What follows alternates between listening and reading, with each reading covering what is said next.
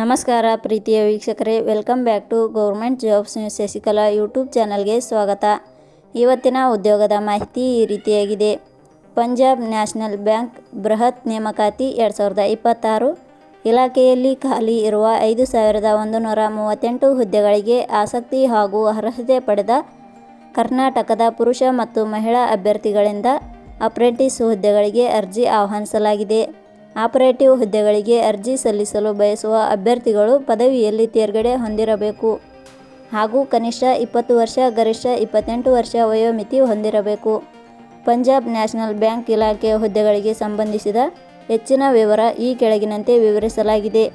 ಇದೇ ರೀತಿಯ ಉದ್ಯೋಗದ ಮಾಹಿತಿಯನ್ನು ಪಡೆಯಲು ನಿಮ್ಮ ವಿಡಿಯೋ ಕೆಳಗಡೆ ಕಾಣುವ ಕೆಂಪು ಬಣ್ಣದ ಸಬ್ಸ್ಕ್ರೈಬ್ ಬಟನ್ ಮೇಲೆ ಕ್ಲಿಕ್ ಮಾಡಿ, ಹಾಗೆ ಅದರ ಪಕ್ಕದಲ್ಲಿ ಬರುವ ಬೆಲ್ ಐಕಾನ್ ಮೇಲೆ ಪ್ರೆಸ್ ಮಾಡಿ.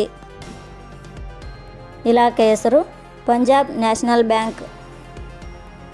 ಹುದ್ದೆಗಳ ಹೆಸರು ಅಪ್ರೆಂಟಿಸ್ ಹುದ್ದೆಗಳು.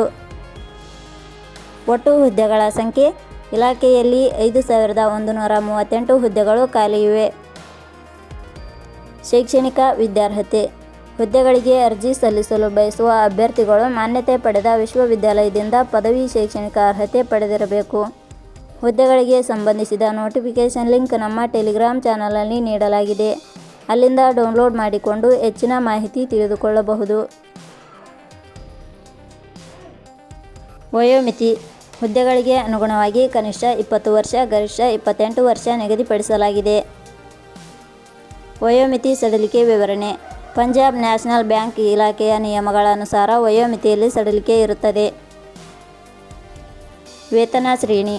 ಆಯ್ಕೆಯಾದ ಅಭ್ಯರ್ಥಿಗಳಿಗೆ ಇಲಾಖೆಯ ನಿಯಮಗಳ ಅನುಸಾರ ಮಾಸಿಕವಾಗಿ 12,300 ರಿಂದ 15,000 ವೇತನ ಶ್ರೇಣಿ ಇರುತ್ತದೆ. ಅರ್ಜಿ ಸಲ್ಲಿಸುವ ವಿಧಾನ. ಹುದ್ದೆಗಳಿಗೆ ಅರ್ಜಿ ಸಲ್ಲಿಸಲು ಬಯಸುವವರು www.jobsexplain.com ವೆಬ್ಸೈಟ್ಗೆ ಭೇಟಿ ನೀಡಿ ಅರ್ಜಿ ಸಲ್ಲಿಸಬೇಕು. ಆಯ್ಕೆಯ ವಿಧಾನ. ಹುದ್ದೆಗಳಿಗೆ ಅರ್ಜಿ ಸಲ್ಲಿಸಿದ ಅಭ್ಯರ್ಥಿಗಳನ್ನು ಇಲಾಖೆಯ ನಿಯಮಗಳ ಅನುಸಾರ ಲಿಖಿತ ಪರೀಕ್ಷೆ, ದಾಖಲಾತಿ ಪರಿಶೀಲನೆ, ವೈದ್ಯಕೀಯ ಪರೀಕ್ಷೆ ಹಾಗೂ ಸಂದರ್ಶನದ ಆಧಾರದ ಮೇಲೆ ಆಯ್ಕೆ ಮಾಡಲಾಗುತ್ತದೆ. ಅರ್ಜಿ ಶುಲ್ಕ.